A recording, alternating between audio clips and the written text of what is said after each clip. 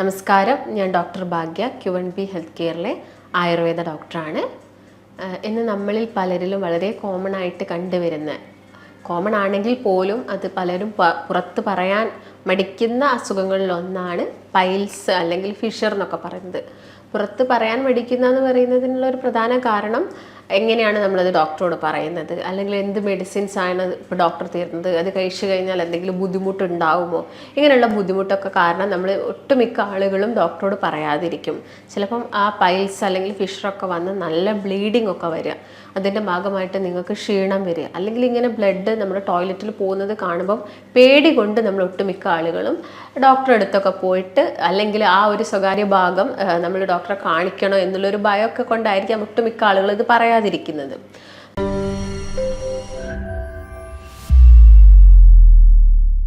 ഇപ്പോൾ ഒരുപാട് പേര് അലട്ടിക്കൊണ്ടിരിക്കുന്ന അസുഖങ്ങളിൽ ഒന്നാണ് പൈൽസ് അല്ലെങ്കിൽ ഫിഷർ എന്നൊക്കെ പറയുന്നത്. അപ്പം അതിനുള്ളൊരു മെയിൻ റീസൺ എന്ന് പറയുന്നത് മാറിയ ജീവിതശൈലി തന്നെയാണ്. നമ്മൾ പണ്ടൊക്കെ ആയിരുന്നെങ്കിൽ നമ്മുടെ ഭക്ഷണം എന്ന് പറയുന്നത് ആ ഒരു പ്ലേറ്റിൽ നമ്മളെല്ലാം ഇൻക്ലൂഡ് ചെയ്യുമായിരുന്നു. ഇപ്പം കാർബോഹൈഡ്രേറ്റ് ആയതിന് അന്നജം നമ്മൾ കഴിക്കുകയായിരുന്നു, അതുപോലെ തന്നെ ഫൈബർ റിച്ച് ആയിട്ട് നല്ല ഇലക്കറികളും ഫ്രൂട്ട്സും അതുപോലെ തന്നെ നട്ട്സും സാലഡ്സും ഒക്കെ നമ്മുടെ ആ ഒരു പ്ലേറ്റിൽ കൂടുതലായിട്ട് ഉണ്ടായിരുന്നു. എന്നാൽ ഇന്ന് നമ്മൾ കൂടുതലായിട്ടും നമുക്കിപ്പം ചോറ് കുറച്ചാണെങ്കിൽ നമ്മൾ ഒരുപാട് എടുക്കുന്നുണ്ട്, നോൺ വെജ് ഐറ്റംസ് കൂടുതലായിട്ട് എടുക്കുന്നുണ്ട്. അതും നല്ല രീതിയിൽ മസാലയൊക്കെ തേച്ച് പിടിച്ച നല്ല നോൺ വെജ് ഐറ്റംസ് ഒക്കെ എടുക്കാനാണ് നമുക്ക് എല്ലാവർക്കും താല്പര്യം. ഇപ്പം പൈൽസ് ഉള്ളവരും ഫിഷർ വന്നവർക്കും ഒരു കാലത്ത് നോൺ വെജ് എടുക്കാൻ പാടില്ല എന്നൊന്നുമില്ല.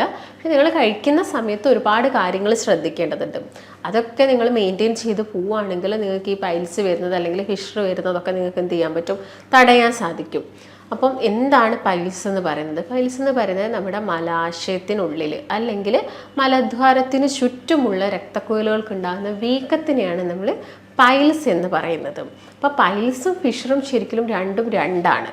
അപ്പം നമ്മുടെ ക്ലിനിക്കിലൊക്കെ ആണെങ്കിൽ ഒരുപാട് ആളുകൾ വന്ന് പറയും, ഡോക്ടറെ എനിക്ക് പൈൽസ് ഉണ്ടെന്ന് പറഞ്ഞിട്ടാണ് വരാറ്. പക്ഷെ അവർക്ക് ഒട്ടുമിക്ക ആൾക്ക് വന്ന് പറയുന്ന ആളുകളിൽ ഒരു 80% ആളുകൾക്കാണെങ്കിലും ഒട്ടുമിക്ക സമയങ്ങളിൽ അത് ഫിഷർ ആയിരിക്കാം. ഫിഷറിൻ്റെ ഒരു മെയിൻ റീസൺ എന്ന് പറയുന്നത് കോൺസ്റ്റിപ്പേഷൻ അല്ലെങ്കിൽ മലബന്ധമാണ്. അപ്പം നിങ്ങളെ ഭക്ഷണ രീതിയിലൊക്കെ ചെറിയൊരു താളപ്പിഴ പറ്റുന്ന സമയത്ത്, അല്ലെങ്കിൽ നിങ്ങളൊരു ക്രമീകരണം കൊടുക്കുന്ന സമയത്ത് അത് കംപ്ലീറ്റ് ആയിട്ട് മാറുന്നത് നിങ്ങൾ നോട്ട് ചെയ്തിട്ടുണ്ടാവും. അപ്പോൾ പൈൽസ് എന്ന് പറയുന്നത് ശരിക്കും ഞാൻ നേരത്തെ പറഞ്ഞ പോലെ തന്നെ ഉള്ളിലോ മലാശയത്തിലോ അല്ലെങ്കിൽ മലദ്വാരത്തിന് ചുറ്റും വരുന്ന രക്തക്കുഴലുകൾ വീങ്ങുന്നൊരു കണ്ടീഷനാണ്. അപ്പം ഇത് രണ്ട് രീതിയിൽ വരാം. ഒന്ന് ഇൻറ്റേർണലായിട്ടും ഒന്ന് ഉള്ളിലും വരാം, ഒന്ന് പുറത്ത് എക്സ്റ്റേണലായിട്ടും വരാം. അപ്പം ഉള്ളിൽ നിങ്ങൾക്കിപ്പോൾ പൈൽസ് ഉണ്ടെങ്കിലും ഉള്ളിൽ നമ്മൾ ഒട്ടുമിക്ക സമയത്തും ഈ പ്രോട്ടോസ്കോപ്പി ഒക്കെ ചെയ്യുന്ന സമയത്ത് കാണുന്നതാണ് മുന്തിരിക്കൊല പോലെ ഈ പൈൽസ് ഗ്രോത്ത് തടിപ്പുകൾ ഇങ്ങനെ മുന്തിരിക്കൊല പോലെ ഉണ്ടാവും. പക്ഷെ നമ്മളത് കാണുന്നില്ല. നമ്മൾ ടോയ്ലറ്റ് പോകുന്ന സമയത്ത് ചിലപ്പം നല്ല ബ്ലീഡിങ് ആയിട്ട് പോകുന്നുണ്ടാവും. പെട്ടെന്ന് നമുക്ക് ഭയമൊക്കെ ഉണ്ടാവും, എന്തുകൊണ്ടാണ് ബ്ലീഡിങ്, എനിക്ക് പക്ഷേ സിംറ്റംസും കാര്യങ്ങളും ഒന്നുമില്ലല്ലോ, വേദനയൊന്നുമില്ലല്ലോ. അപ്പം മോസ്റ്റ് കേസസിലും അത് പൈൽസ് ആണ്, ഇൻറ്റേർണൽ പൈൽസ് ആയിട്ടാണ് കാണിക്കുന്നത്. അപ്പോൾ വേദന ഇല്ലാത്തതിൻ്റെ ഒരു റീസൺ എന്ന് പറയുന്നത് ഉള്ളിൽ മലാശയത്തിനുള്ളിൽ നേഴ്സ് സപ്ലൈസ് ഇല്ല, അതുകൊണ്ടാണ് നമുക്ക് വേദന അനുഭവപ്പെടാത്തത്. എന്നാൽ പൈൽസ് ഇപ്പം നിങ്ങൾക്ക് പുറത്താണുള്ളതെങ്കിൽ മലദ്വാരത്തിന് ചുറ്റുമായിട്ട് നിങ്ങൾക്കൊരു ടാഗ് പോലെ ഒരു നല്ലൊരു ഗ്രോത്ത് ഉണ്ടാവുന്നത് എക്സ്റ്റേണൽ പൈൽസ് ആണ്. അപ്പം ഇങ്ങനെ എക്സ്റ്റേണൽ പൈൽസ് എന്ന് പറയുന്ന സമയത്ത് നല്ല വേദനയായിരിക്കും. നിങ്ങൾ ടോയ്ലറ്റിലൊക്കെ പോകുന്ന സമയത്ത് നല്ല വേദനയായിരിക്കും. ചില സമയങ്ങളിൽ നിങ്ങൾ ലൂസായിട്ടായിരിക്കാം പോകുന്നത്, പക്ഷെ നിങ്ങൾക്ക് ആ ഒരു വേദന ഉണ്ടാവാം. ഇത് എക്സ്റ്റേണൽ പൈൽസിൻ്റെ ഭാഗമായിട്ട് വരുന്നതാണ്. അപ്പോൾ രണ്ട് രീതിയിൽ വരാം, ഇത് നിങ്ങൾ മനസ്സിലാക്കണം. പിന്നെ ഉള്ളത് ഒന്ന് മെയിനായിട്ടും ഞാൻ നേരത്തെ പറഞ്ഞത് ഫിഷറിനെ കുറിച്ചിട്ടാണ്. ഫിഷറാണ് ബാക്കിയുള്ളൊരു 80% ആളുകളും വരുന്നത്. ഇതെന്ന് പറയുന്നത് മലദ്വാരത്തിന് ചുറ്റുമുള്ള സ്കിന്നിൽ എന്ത് സംഭവിക്കുന്നതാണ്, ഒരു വിള്ളൽ അല്ലെങ്കിൽ ഒരു വിണ്ട് കീറൽ സംഭവിക്കുന്നതിനാണ് നമ്മൾ ഫിഷർ എന്ന് പറയുന്നത്. അപ്പം ആളുകൾ ഇപ്പോൾ ടോയ്ലറ്റിലൊക്കെ പോയിരിക്കുന്ന സമയത്ത് അവർക്ക് ഇങ്ങനെ തുള്ളിയായിട്ട് രക്തം പോയി എന്ന് വരില്ല ഫിഷറിൻ്റെ കേസിൽ. അത് കൂടുതലും പൈൽസിൻ്റെ കേസിലാണ് റെഡിക്ക് അത് നമുക്ക് ആ ടോയ്ലറ്റിൽ കാണാൻ സാധിക്കും, തുള്ളിയായിട്ട് ബ്ലഡ് പോകുന്നത്. എന്നാൽ ഫിഷറിൻ്റെ കേസ് നോക്കുകയാണെങ്കിൽ അത് ചിലപ്പോൾ മലത്തിനോടൊപ്പമായിരിക്കും എന്തുണ്ടാവുന്നത്, ആ ബ്ലഡ് പോകുന്നത്. അപ്പം തന്നെ നമുക്കത് മനസ്സിലാക്കാം, അത് ആ ഭാഗത്ത് ചെറിയൊരു പൊട്ടൽ വന്നതുകൊണ്ടാണ്. ഈ പൊട്ടൽ വരാനുള്ള കാരണം എന്താണ്, നമ്മുടെ മലം കൂടുതലും ടൈറ്റായിട്ട് പോകുന്നത് കൊണ്ടാണ്. നിങ്ങൾ ഒട്ടുമിക്ക ആളുകൾക്കൊന്ന് നോട്ട് ചെയ്താൽ തന്നെ മനസ്സിലാക്കാൻ സാധിക്കും. നിങ്ങൾ തലേ ദിവസമോ അല്ലെങ്കിൽ അതിൻ്റെ 2 ദിവസം മുൻപൊക്കെ ആയിട്ട് എന്തെങ്കിലും ഒരു നോൺ വെജ് കുറച്ചൊരു മസാല കൂടിയ ഐറ്റംസ് ആയിട്ട് കഴിക്കുക, അല്ലെങ്കിൽ നിങ്ങൾ വെള്ളം കുടിക്കുന്നതിൻ്റെ തോത് കുറയുക, അല്ലെങ്കിൽ നിങ്ങൾ ഫൈബേഴ്സ് എടുക്കുന്നില്ല, വെജിറ്റബിൾസ് ഒന്നും എടുക്കാത്തൊരു സമയങ്ങളിലായിരിക്കാം കൂടുതലും ഇങ്ങനെ കോൺസ്റ്റിപ്പേഷൻ വന്നിട്ട് ഈ ഒരു ഫിഷർ കണ്ടീഷൻ വരുന്നത്. അപ്പോൾ എന്തൊക്കെ കാരണങ്ങൾ കൊണ്ടാണ് ഇങ്ങനെയുള്ള പൈൽസ് അല്ലെങ്കിൽ ഫിഷറൊക്കെ ആളുകളിൽ വരാനുള്ള റീസൺസ് എന്ന് പറയുന്നത്, ഒന്നാമത്തത് മെയിനായിട്ട് നോക്കുകയാണെങ്കിൽ അമിത ഭാരം, ഭയങ്കരമായിട്ട് വെയിറ്റ് കൂടുതലായിട്ടുള്ള ആളുകൾ, അല്ലെങ്കിൽ അവരുടെ അരക്കെട്ടിലോ വയറിലോ ഒക്കെ കൂടുതലായിട്ടും വെയിറ്റ് ഉള്ള ആളുകളിൽ പൈൽസ് വരാനുള്ള ചാൻസസ് കൂടുതലാണ്. കാരണം ഈ ഹെമറോയിഡൽ വെയിൻസിന് എന്താവും, ഒരു പ്രഷർ വരും. പ്രഷർ വരുന്നതിൻ്റെ ഭാഗമായിട്ട് അത് തടിച്ച് വീർക്കും. അങ്ങനെ പൈൽസ് വരാനുള്ള ചാൻസസ് കൂടുതലാണ്. പിന്നെ ഒന്ന് ഗർഭിണികളിൽ നമ്മൾ കാണാറുണ്ട്. ഗർഭിണികളിൽ വരുന്നതിനുള്ള ഒരു മെയിൻ റീസൺ അവർക്ക് നമുക്കറിയാം, അവരുടെ ആ അരക്കെട്ടിലുള്ള വെയിറ്റ് കൂടി വരികയാണ്. അപ്പം അവരിലും ഇത് കൂടുതലായിട്ടും വരാനുള്ള ചാൻസസ് ഉണ്ട്. പിന്നെന്ന് പറയുന്നത് വെരിക്കോസിറ്റി ഉള്ള ആളുകളിലും പൈൽസ് കണ്ടുവരാറുണ്ട്. കാരണം രണ്ടും അവിടെ വെയിൻസിൻ്റെ വീക്കമായിട്ടാണ് വരുന്നത്. ആ ഒരു പ്രഷർ കൂടുന്നതിൻ്റെ ഭാഗമായിട്ടാണ്, അല്ലെങ്കിൽ വാൾവ്സിൽ വരുന്ന ചെറിയൊരു ഡിഫോമിറ്റീൻ്റെ ഭാഗമായിട്ടൊക്കെ അവർക്ക് എന്ത് വരാം, പൈൽസ് വരാനുള്ള ചാൻസസ് കൂടുതലാണ്. പിന്നെ ഡ്രൈവേഴ്സിന്, അല്ലെങ്കിൽ ഒരുപാട് സമയം ഇരുന്ന് ജോലി ചെയ്യുന്ന IT ഫീൽഡിലുള്ള ആളുകൾക്കൊക്കെ, അവരും ഇങ്ങനെ ഇരുന്ന് ജോലി ചെയ്യുമ്പം ആ ഒരു ഭാഗത്ത് പ്രഷർ കൂടുതലായിട്ട് വരാം. അതിൻ്റെ ഭാഗമായിട്ട് എന്ത് വരാം, പൈൽസും ഫിഷറും എന്ന് പറഞ്ഞ അസുഖങ്ങളൊക്കെ വരാം. അതുപോലെ തന്നെ നിങ്ങൾ ഫൈബർ റിച്ച് ആയിട്ടുള്ള ഫുഡൊന്നും കഴിക്കുന്നില്ല, നിങ്ങൾ കൂടുതലും നോൺ വെജസ് ആണ് കഴിക്കുന്നത്, അല്ലെങ്കിൽ പ്രോട്ടീൻസ് ആണ് കൂടുതൽ എടുക്കുന്നത്.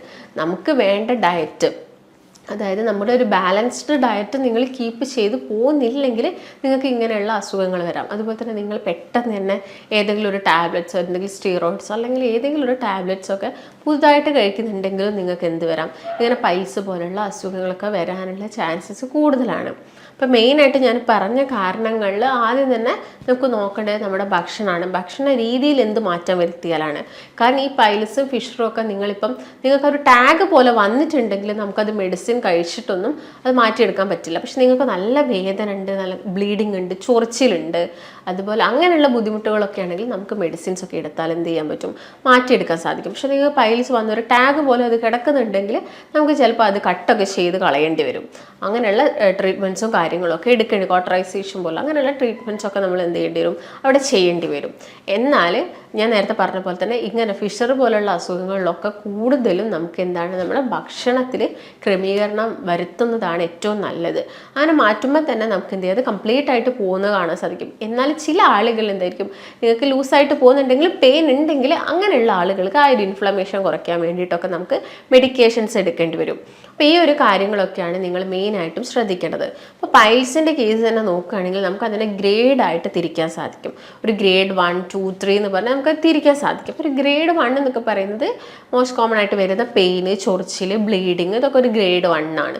ഒരു ഗ്രേഡ് 2 എന്ന് പറയുന്ന സമയത്താണ് നിങ്ങളിപ്പം ടോയ്ലറ്റ് പോകുന്ന സമയത്ത് ഒരു തടിപ്പ് പുറത്തോട്ട് വരിക. അങ്ങനെ ആ ഒരു തടിപ്പ് വരിക, അപ്പം എന്ത് ചെയ്യും, നിങ്ങൾ ടോയ്ലറ്റ് പോയി കഴിഞ്ഞാൽ ആ തടിപ്പ് തന്നെ അങ്ങ് ഉള്ളിലോട്ട് പോകുന്നത് ഗ്രേഡ് 2. ഗ്രേഡ് 3 എന്നൊക്കെ പറയുന്ന സമയത്ത് തടിപ്പ് പുറത്തോട്ട് വന്നാലും അത് അങ്ങ് പോവത്തില്ല. അപ്പം നമ്മളത് കൈകൊണ്ടൊക്കെ പ്രസ് ചെയ്ത് ഉള്ളിലോട്ട് ആക്കുന്നതാണ് ഗ്രേഡ് 3. പിന്നെ ഒരു ഗ്രേഡ് 4 എന്ന് പറയുന്നത് എപ്പം നോക്കിയാലും ഈ ഒരു തടിപ്പ് പുറത്ത് വരുന്നതാണ് ഗ്രേഡ് 4 എന്നൊക്കെ പറയുന്നത്. അപ്പോൾ അതുകൊണ്ട് നിങ്ങൾക്ക് വേറെ ബുദ്ധിമുട്ടൊന്നും ഇല്ലെങ്കിൽ പ്രശ്നങ്ങളൊന്നുമില്ല. പക്ഷേ നിങ്ങൾക്ക് പെയിനും ഒക്കെ ഉണ്ടെങ്കിൽ നിങ്ങൾ എന്ത് ചെയ്യുക, പെട്ടെന്ന് തന്നെ ഒരു മെഡിക്കേഷൻസോ അല്ലെങ്കിൽ എന്തെങ്കിലും കാര്യങ്ങളൊക്കെ അതിനു വേണ്ടി ചെയ്യാൻ വേണ്ടി ശ്രദ്ധിക്കാം. അപ്പോൾ എന്തൊക്കെയാണ് നിങ്ങൾ ഭക്ഷണത്തിൽ വരുത്തേണ്ട ക്രമീകരണങ്ങൾ എന്ന് നമുക്ക് നോക്കാം. അപ്പോൾ ആദ്യം തന്നെ പറയുന്ന സമയത്ത് ഞാൻ കുറച്ച് ഏതൊക്കെ ഫുഡ് നിങ്ങൾ അവോയ്ഡ് ചെയ്യണമെന്ന് നമുക്കൊന്ന് നോക്കാം. അതിൽ ആദ്യം തന്നെ പറയുന്നത് മസാല ഐറ്റംസ് തന്നെയാണ്. കാരണം നിങ്ങൾ കൂടുതലായിട്ട് മല്ലി കഴിക്കുക, അല്ലെങ്കിൽ മുളക് നന്നായിട്ടിട്ടിട്ട് നോൺ വെജ് ഐറ്റംസ് അല്ലെങ്കിൽ പച്ചക്കറികളിലാണെങ്കിലും നിങ്ങൾ കൂടുതലായിട്ട് മല്ലിയിട്ട കറി വയ്ക്കുക. സാമ്പാറിലൊക്കെ ഒരുപാട് മല്ലിയൊക്കെ ഇട്ട് വെക്കുന്ന ആളുകളുണ്ടാവും. അപ്പോൾ ഇങ്ങനെയൊക്കെ കറി വെക്കുന്ന സമയത്ത് അത് ചില ഇൻഫ്ലമേഷൻസിന് കാരണമാവും. അപ്പോൾ അതിൻ്റെ ഭാഗമായിട്ട് എന്താവും, ഇങ്ങനെ കോൺസ്റ്റിപ്പേഷൻ വരാം, ഫിഷറൊക്കെ വരാനുള്ള ചാൻസസ് കൂടുതലാണ്. മല്ലി മുളകൊക്കെ നന്നായിട്ട് ശ്രദ്ധിക്കുക.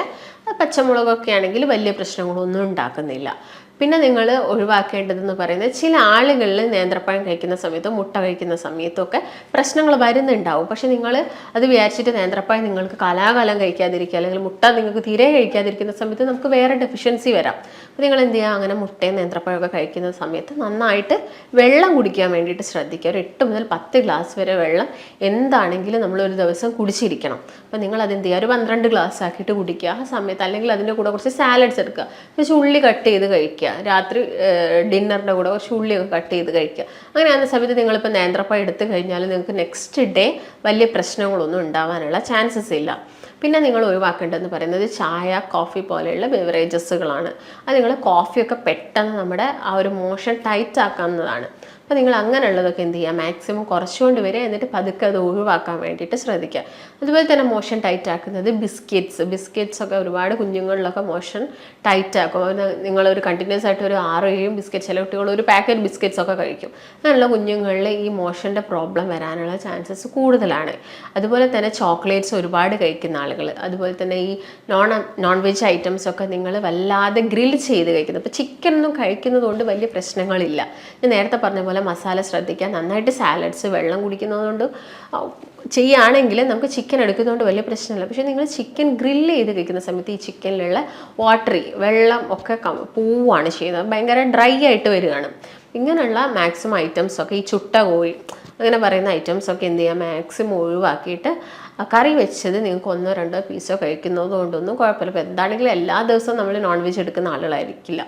അപ്പോൾ അതൊക്കെ ശ്രദ്ധിക്കുക. അതുപോലെ ചില ആളുകളിൽ വലിയ മീനുകൾ, അതായത് കഷ്ണം മുറിക്കുന്ന വലിയ മീനുകളൊക്കെ പ്രശ്നം ഉണ്ടാക്കും. പക്ഷേ നിങ്ങൾക്ക് ചെറിയ മത്സ്യങ്ങൾ കഴിക്കാം, മത്തി, അയല പോലെയുള്ള ചെറിയ മത്സ്യങ്ങളൊക്കെ നിങ്ങൾക്ക് എല്ലാ ദിവസവും കഴിക്കാം, അതുകൊണ്ടൊന്നും പ്രശ്നമില്ല. അപ്പം മെയിനായിട്ട് നിങ്ങൾ ശ്രദ്ധിക്കേണ്ട, കുറച്ച് ഒഴിവാക്കേണ്ട കാര്യങ്ങൾ എന്ന് പറയുന്നത് ഇതൊക്കെ തന്നെയാണ്. പിന്നെ ഭക്ഷണത്തിൽ ഇൻക്ലൂഡ് ചെയ്യേണ്ടതെന്ന് പറഞ്ഞാൽ കറക്റ്റ് സമയത്ത് ഫുഡ് കഴിക്കാൻ വേണ്ടി നോക്കുക, നന്നായിട്ട് ചവച്ചരച്ച് കഴിക്കുക, വെള്ളം കുടിക്കുക. അതുപോലെ തന്നെ ഒരു 100 ഗ്രാം സാലഡ്സ് ഡെയിലി നമ്മുടെ ഭക്ഷണത്തിൽ ഇൻക്ലൂഡ് ആയോ എന്ന് നിങ്ങൾ ശ്രദ്ധിക്കുക.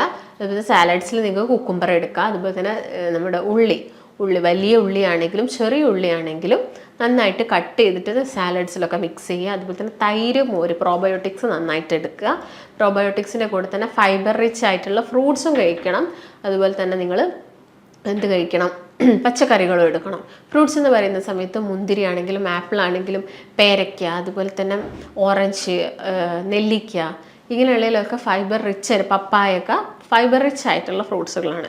ഇതൊക്കെ ഡെയിലി നമ്മൾ ഭക്ഷണത്തിൽ ഇൻക്ലൂഡ് ചെയ്യുക. വെജിറ്റബിൾസ്, ക്യാബേജ്, കോളിഫ്ലവർ, അതുപോലെ തന്നെ ചീര, മുരിങ്ങയുടെ ഇല, തഴുതാമ, ഇങ്ങനെയുള്ള വെജിറ്റബിൾസും കാര്യങ്ങളൊക്കെ നമ്മുടെ ഭക്ഷണത്തിൽ മാക്സിമം ഇൻക്ലൂഡ് ചെയ്യാൻ വേണ്ടി ശ്രദ്ധിക്കുക. അതുപോലെ തന്നെ ചെറിയുള്ളി, വലിയുള്ളി, ചേന, ഇതൊക്കെ നമ്മുടെ മോഷന് കുറച്ചും കൂടി ലൂസാക്കാൻ വേണ്ടിയിട്ട് ഹെൽപ്പ് ചെയ്യും. അതുപോലെ തന്നെ മധുരക്കിഴങ്ങ്, നമുക്ക് അത് കിട്ടുന്നുണ്ടെങ്കിൽ, നിങ്ങളിപ്പോൾ ഷുഗർ പേഷ്യൻസ് ഒക്കെ ആവുന്ന സമയത്ത് മധുരക്കിഴങ്ങ് കഴിക്കാൻ ബുദ്ധിമുട്ടായിരിക്കും. അപ്പോൾ നിങ്ങൾ എന്ത് ചെയ്യുക, ഒരു നേരത്തെ ഭക്ഷണമായിട്ട് നിങ്ങൾക്ക് മധുരക്കിഴങ്ങ് എടുക്കാം.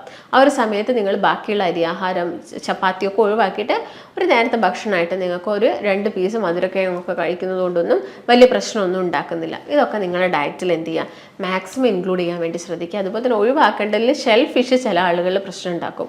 അതുപോലെ തന്നെ മൈദ കൊണ്ടുള്ള ഐറ്റംസും നിങ്ങൾ ശ്രദ്ധിക്കുക. ബണ്ണ്, ബ്രെഡ് പോലുള്ള ഐറ്റംസൊക്കെ നിങ്ങൾ കഴിക്കുക. പിന്നെ ബട്ടർ, ചീസ്, ഇതൊക്കെ നമ്മൾ ഭക്ഷണത്തിൽ മാക്സിമം ഇൻക്ലൂഡ് ചെയ്യാൻ വേണ്ടി, അതൊക്കെ നല്ല കൊഴുപ്പിൽ വരുന്നത് കൊണ്ട് തന്നെ മാക്സിമം ഇൻക്ലൂഡ് ചെയ്യുക. നിലക്കടലയൊക്കെ ഡെയിലി ചെറിയൊരു പിടിയൊക്കെ നിങ്ങൾ കഴിക്കുക. അതുപോലെ തന്നെ ഞാൻ നേരത്തെ പറഞ്ഞ പോലെ തന്നെ പ്രോബയോട്ടിക്സ്, തൈരോ മോരൊക്കെ കുറച്ച് മഞ്ഞൾപ്പൊടിയൊക്കെ ഇട്ടിട്ട് അല്ലെങ്കിൽ മോര് കാച്ചിയൊക്കെ എടുക്കാൻ വേണ്ടിയിട്ടൊക്കെ എന്ത് ചെയ്യാം, ശ്രദ്ധിക്കുക. അപ്പോൾ മെയിനായിട്ട് ശ്രദ്ധിക്കേണ്ട കാര്യങ്ങളൊക്കെയാണ്. അതുപോലെ തന്നെ ബീൻസ്, വെണ്ടയ്ക്ക, വഴുതിനങ്ങ, ഇതൊക്കെ നമ്മുടെ ഭക്ഷണത്തിൽ എല്ലാ ദിവസവും അല്ലെങ്കിൽ ഒരു ഓൾട്ടർനേറ്റ് ഡേയ്സിലെങ്കിലും ഇൻക്ലൂഡ് ചെയ്യാൻ വേണ്ടിയിട്ട് ശ്രദ്ധിക്കാം.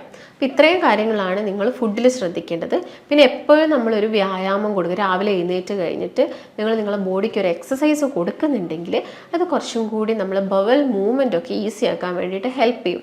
അപ്പോൾ ഏതെങ്കിലും ഒരു എക്സസൈസ് നിങ്ങൾ എന്ത് ചെയ്യുക, ഫോളോ ചെയ്യാൻ വേണ്ടിയിട്ട് ശ്രദ്ധിക്കാം. അപ്പോൾ മെയിനായിട്ട് നിങ്ങൾ ഈ കാര്യങ്ങളൊക്കെയാണ് ശ്രദ്ധിക്കേണ്ടത്. ചില ആളുകളിൽ ഈ കാർബണേറ്റഡ് ഡ്രിങ്ക്സ് ഒക്കെ കുടിക്കുന്ന സമയത്ത് ഇൻഫ്ലമേഷൻസ് കൂട്ടും. അപ്പോൾ അതൊക്കെ മാക്സിമം അവോയ്ഡ് ചെയ്യുക. ബേക്കറി ഐറ്റംസ് കുറച്ചുകൊണ്ട് വരിക. ഫ്രൂട്ട്സുകളൊക്കെ നന്നായിട്ട് കഴിക്കുക. പാളയം കോടം പഴമൊക്കെ ചില ആളുകളിൽ വലിയ പ്രശ്നങ്ങളൊന്നും ഉണ്ടാക്കുന്നില്ല. ചില ആളുകളിൽ IBS പോലുള്ള പ്രശ്നങ്ങൾ ഉണ്ടാക്കുന്നു. അവരെന്ത് ചെയ്യുക, അതൊക്കെ അവോയ്ഡ് ചെയ്യുക. ഞാൻ നേരത്തെ പറഞ്ഞ കാര്യങ്ങളൊക്കെ നിങ്ങളുടെ ഭക്ഷണത്തിൽ എന്ത് ചെയ്യുക, മാക്സിമം ഇൻക്ലൂഡ് ചെയ്യുക. നന്നായിട്ട് ഉറങ്ങുന്ന സമയത്ത് ഇൻഫ്ലമേഷനും കാര്യങ്ങളൊക്കെ നമ്മൾ ബോഡിയിലുള്ളത് കുറയ്ക്കാൻ വേണ്ടിയിട്ടൊക്കെ ഹെൽപ്പ് ചെയ്യും. അപ്പോൾ നിങ്ങൾക്ക് ഇങ്ങനെയുള്ള ബുദ്ധിമുട്ടുകളൊക്കെ ഉണ്ട്, സഹിക്കാൻ പറ്റാത്ത വേദനയൊക്കെ ആണെങ്കിൽ നിങ്ങളൊരു ഡോക്ടറിൻ്റെ നിർദ്ദേശമൊക്കെ തേടേണ്ടതാണ്. ഇപ്പം പല കാരണങ്ങൾ കൊണ്ടും ബ്ലീഡിങ് വരാം. അപ്പം നിങ്ങളെ കുടലിനുള്ള എന്തെങ്കിലും പ്രശ്നങ്ങളാണെങ്കിലൊക്കെ ബ്ലീഡിങ് വരാം. പൈൽസ് മാത്രമല്ല മലാശയത്തിൽ നിന്ന് ബ്ലീഡിങ് വരുന്നത്. അപ്പോൾ എപ്പോഴും നിങ്ങളൊരു ഡോക്ടറിൻ്റെ നിർദ്ദേശം എടുക്കാൻ വേണ്ടി ശ്രദ്ധിക്കുക. അപ്പോൾ നിങ്ങൾക്ക് എന്തെങ്കിലും സംശയങ്ങളോ കാര്യങ്ങളോ ഒക്കെ ഉണ്ടെങ്കിൽ താഴെ കാണുന്ന നമ്പറുമായിട്ട് ബന്ധപ്പെടുക. നമുക്ക് മറ്റൊരു നല്ല ഹെൽത്ത് ടോപ്പിക്കുമായിട്ട് വീണ്ടും കാണാം. നന്ദി.